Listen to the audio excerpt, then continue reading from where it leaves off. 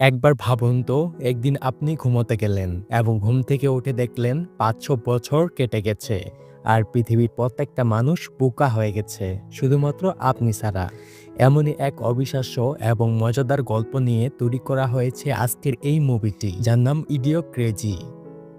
বড় বড় বিজ্ঞানী এবং থিওরিস্টদের মতে ভবিষ্যতে মানুষ আরো বেশি স্মার্ট হবে, প্রযুক্তি আরো উন্নত হবে এবং পৃথিবীর সবকিছু অ্যাডভান্স হয়ে যাবে। আর এটা আমরা সবাই বিশ্বাস করি, কিন্তু আজকের এই গল্পটা তার সম্পূর্ণ বিপরীত। গল্পটি শুরু হয় ২০০৫ সালে, যেখানে দেখা যায় মানুষের বুদ্ধি এবং ক্ষমতা দিন দিন হ্রাস পাচ্ছে। বিজ্ঞানীরা বিশ্বাস করে সময়ের সাথে সাথে মানুষ আরো বোকা হয়ে যাবে। আর এমনই এক পরিস্থিতি তৈরি হয়েছে ইউএস আর্মির মধ্যে, যেখানে আর্মি অফিসাররা বুঝতে পারে তাদের যে দক্ষ আর্মি অফিসার বা পাইলট রয়েছে, তারা যখন রিটায়ার হবে বা তারা যখন মরে যাবে, তারপর তারা সেরকম দক্ষ আর্মি অফিসার বা পাইলট খুঁজে পাবে না। কারণ মানুষ দিন দিন কম বুদ্ধি নিয়ে জন্ম নেবে, যার ফলে তাদের সামরিক শক্তি হ্রাস পাবে। আর এই কারণে আর্মি অফিসারের প্রধান জেনারেল কোলিন প্ল্যান করে তারা হিউম্যান হাইবারনেশন নামে একটি গোপন প্রজেক্ট চালু করবে। এই প্রজেক্টের মাধ্যমে তারা এমন একটা বদ্ধ জায়গা তৈরি করবে যেখানে মানুষদের ঘুম পাড়িয়ে রেখে দেওয়া যাবে। আর এখানে তাদেরকেই ঘুম পাড়ানো হবে যারা বর্তমানে সবচেয়ে দক্ষ অফিসার। যখন ভবিষ্যতে তাদেরকে দরকার হবে তখন তাদেরকে ঘুম থেকে তোলা হবে, কিন্তু তারা যখন এই বদ্ধ ঘরে থাকবে ততক্ষণ তাদের কোনো বয়স বাড়বে না। এখন তাদেরকে এটা করার জন্য তারা দুজন মানুষকে নির্বাচন করে। একজনের নাম হলো জো আর অন্য আরেকজনের নাম হলো রিটা।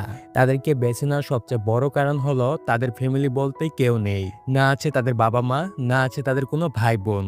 আর এই এক্সপেরিমেন্টে যদি কোনো ভুল হয়ে যায় বা তাদের যদি মৃত্যু হয়ে যায়, তবে এই ব্যাপারে তাদের হয়ে লড়াই করার মতো কেউই থাকবে না। কিন্তু তাদেরকে আসলে এটা বলা হয় না যে এক্সপেরিমেন্টটা আসলে কি। জেনারেল কোলিন বাকি অফিসারদের অর্ডার দেয় তারা যেন এইসব কথা গোপন রাখে। পরের দিন জো এবং রিটাকে এক্সপেরিমেন্টের জন্য একটা রুমে নিয়ে আসা হয়। এরপর দুজনকেই স্লিপিং চেম্বারে ঢুকিয়ে দেওয়া হয়, কিন্তু রিটা প্রথমে ভীষণ ভয় পেয়ে যায় এবং উঠে পড়ে। কিন্তু জো তাকে বুঝিয়ে বলে এই সব কিছুই বিজ্ঞানীরা বুঝে শুনে করছে, তাই চিন্তার কোনো কারণ নেই। জো আরো বলে তারা ১ বছরের মধ্যেই সুস্থভাবে এখান থেকে বেরিয়ে আসবে। রিটা জোয়ের কথা বিশ্বাস করে নেয় এবং স্লিপিং চেম্বারের ভেতরে চলে যায়। আর এভাবেই বেশ কয়েক মাস কেটে যায়। এর মধ্যেই একদিন জেনারেল কোলিনকে পুলিশ অ্যারেস্ট করে, কারণ তার বিরুদ্ধে ড্রাগসের অভিযোগ রয়েছে। যদিও এই কাজ তিনি শুধুমাত্র এক্সপেরিমেন্টের জন্য বাধ্য হয়ে করেছিলেন, তবুও জেনারেল কোলিন এই সকল অভিযোগ মেনে নেয়, কারণ সে চায় এই এক্সপেরিমেন্টটা সম্পূর্ণরূপে গোপন থাকুক। এই ঘটনার পর সরকারের নির্দেশে পুরো আর্মি ক্যাম্প ভেঙে ফেলা হয়। যেহেতু জো এবং রিটা এই ক্যাম্পের বেসমেন্টে বন্দী রয়েছে, তাই তারা মাটির নিচে চাপা পড়ে যায়।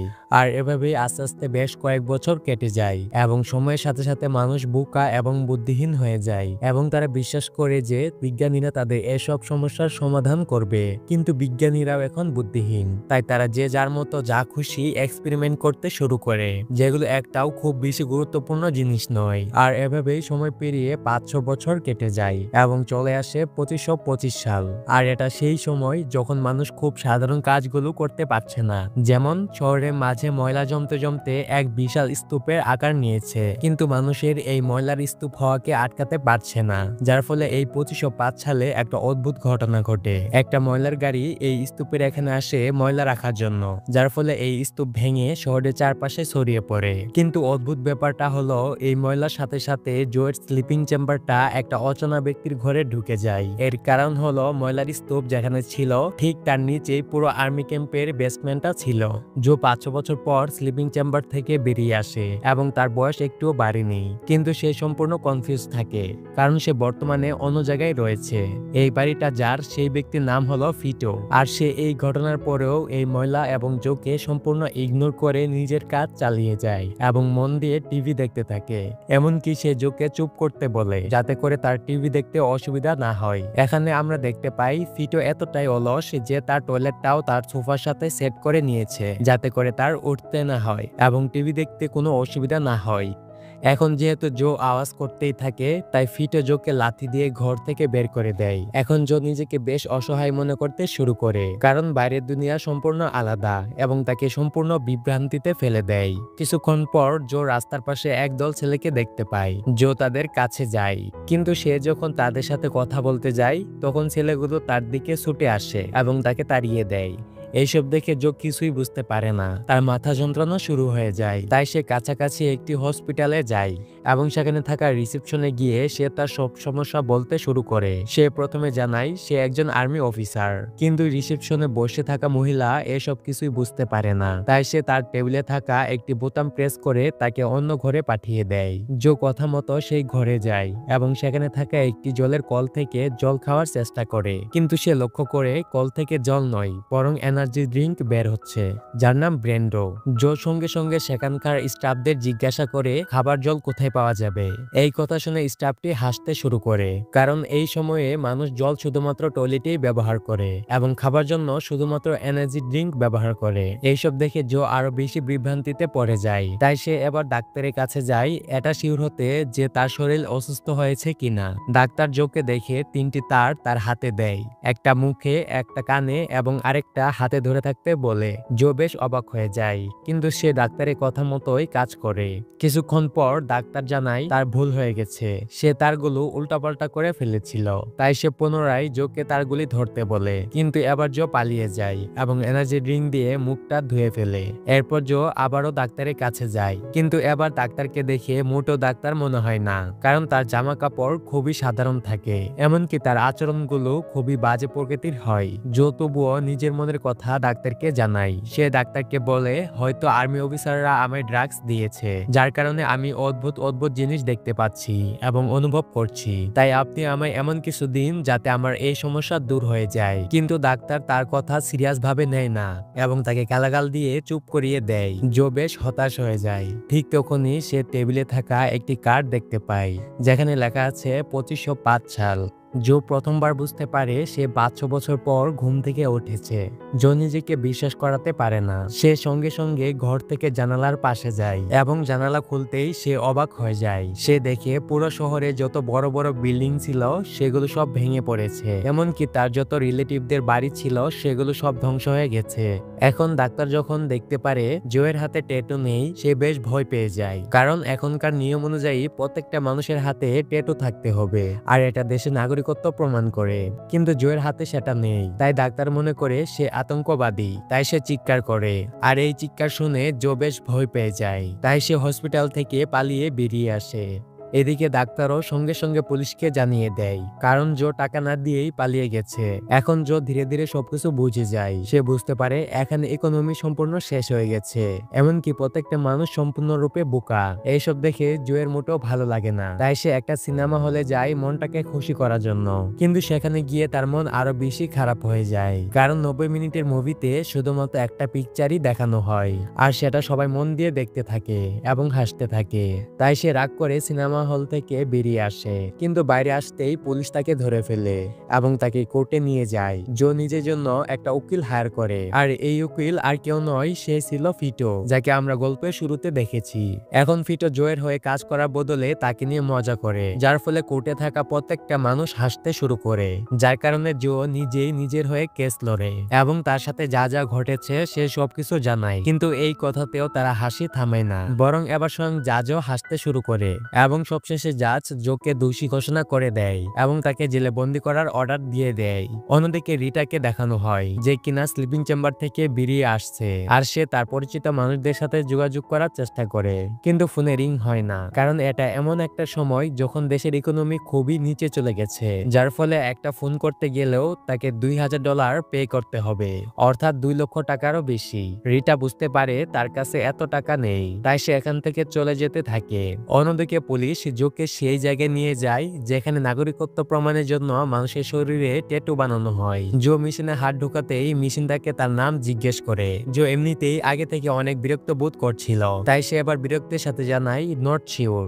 মেশিন মনে করে এটাই হয়তো তার নাম, তাই সে তার হাতে নট শিওর লেখা ছাপিয়ে দেয়। এরপর জোকে এমন একটা জায়গায় নিয়ে যায় যেখানে তার বুদ্ধির পরীক্ষা হবে এবং তার বুদ্ধি অনুযায়ী তাকে কাজ দেওয়া হবে। এখন এই পরীক্ষায় আজ জোকে এই দুনিয়ার সবচেয়ে কঠিন প্রশ্ন ধরা হয়, আর সেটা হলো, ধরো তোমার কাছে একটি বালতি আছে এবং তাতে 1 গ্যালন তরল রয়েছে এবং আরেকটা বালতি আছে এবং তাতে 2 গ্যালন তরল রয়েছে, তাহলে তোমার কাছে কয়টা বালতি আছে? প্রশ্ন শুনে জো বেশ অবাক হয়ে যায় এবং হাসতে হাসতে উত্তর দেয় 2টি বালতি আছে।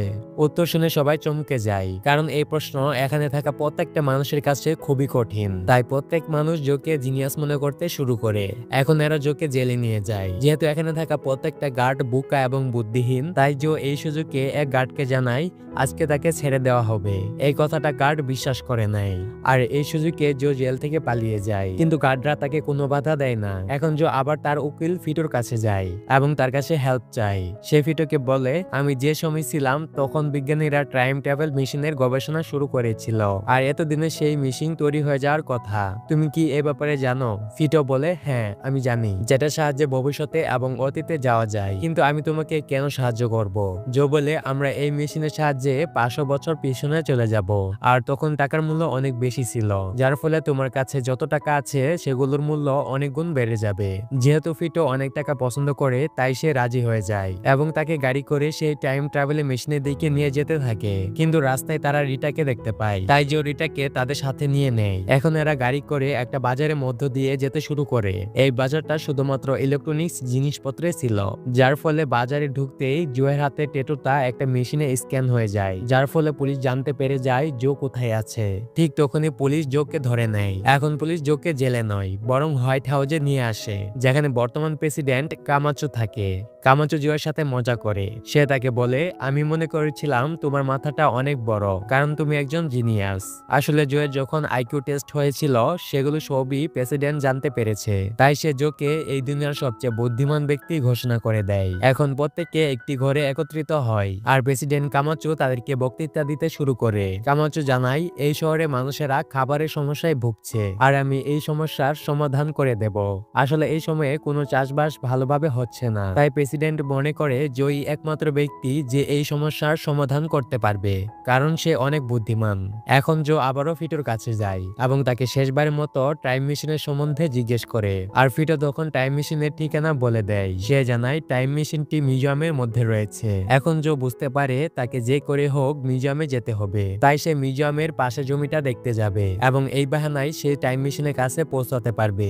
এখন সকাল হলে প্ল্যান মতো জো সে জমিতে যায়। সে লক্ষ্য করে জমিতে আসলেই কোনো কিছু চাষ হচ্ছে না, কিন্তু জো এসব নিয়ে বেশি চিন্তা করে না, বরং সে এখান থেকে পালানোর জন্য প্ল্যান বানায়। সে তার সহযোগীদের বলে এখানে রিটাকেও নিয়ে আসে। আসলে জো রিটাকে সাথে নিয়ে পালাতে চায়, কিন্তু জো যখন ফিটোর দেওয়া ম্যাপটা খুলে সে একদম হতাশ হয়ে যায়, কারণ এটা একটা পেন দিয়ে তৈরি খুবই সাধারণ একটি দাগ, অর্থাৎ এটা কোনো ম্যাপ নয়। এখন জো মন খারাপ করে ফিরে আসতে শুরু করে। ঠিক তখনই সে লক্ষ্য করে জমিতে চাষ করার জন্য জল নয়, বরং এনার্জি ড্রিঙ্ক ব্যবহার করা হচ্ছে, যার নাম ব্রেন্ডো।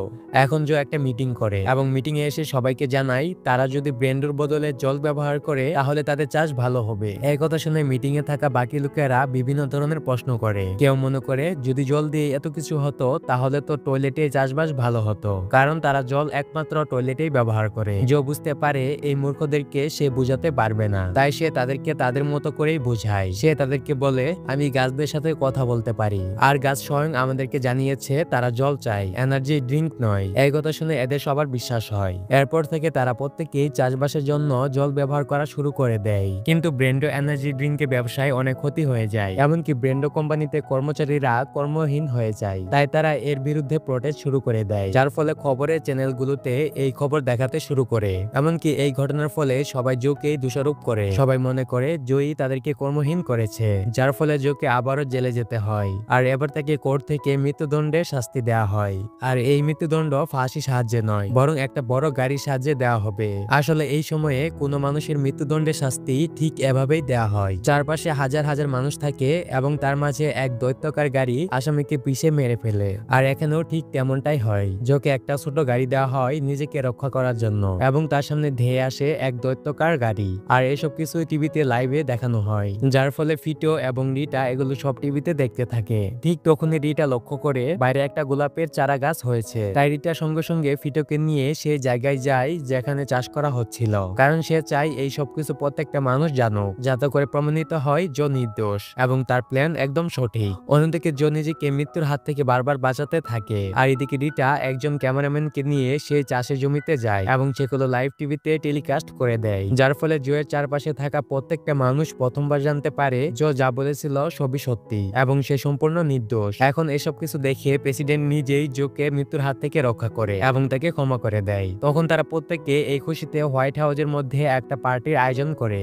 আর এই পার্টিতে জো এবং রিটাও থাকে। রিটা প্রথমবার জোকে জানায় সে অতীতে ফিরে যেতে চায় না, কারণ এই ভবিষ্যৎ তার খুব পছন্দের। এইসব কিছু শুনে জো বেশ অবাক হয়ে যায়, কিন্তু সে তাকে বেশি জোর করে না এবং তাকে শেষবারের মতো গুড বাই জানায়। কিন্তু ঠিক তখনই প্রেসিডেন্ট জোকে স্টেজে ডাকে এবং তাকে এই শহরের নতুন ভাইস প্রেসিডেন্ট বানিয়ে দেয়। এখন প্রত্যেকে এই আশা থাকে যে কখন জো এই প্রস্তাবে হ্যাঁ বলবে এবং 2505 সালে সে থেকে যাবে। জো অবশেষে তাদের রিকোয়েস্ট মেনে নেয় এবং এখানে থেকে যাওয়ার প্ল্যান করে।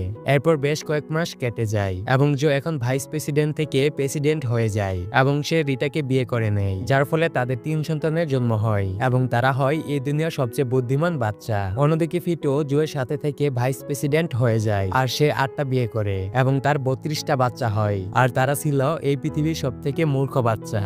আর এই মজার এন্ডিং এর সাথে মুভিটা এখানেই শেষ হয়ে যায়। এই মুভিটার বাজেট অনেক কম ছিল, কিন্তু তবুও দর্শকরা এই মুভিটা দেখে অনেক এনজয় করে। আর এটা 2006 সালে রিলিজ করা হয় এবং এই মুভিটির IMDb রেটিং 6.5 আউট অফ 10। তো বন্ধুরা, মুভিটা কেমন লাগলো অবশ্যই কমেন্ট করে জানান এবং চ্যানেলটি সাবস্ক্রাইব করতে ভুলবেন না। তো আবার দেখা হবে নতুন ভিডিওর সাথে, নতুন গল্পের সাথে। ধন্যবাদ।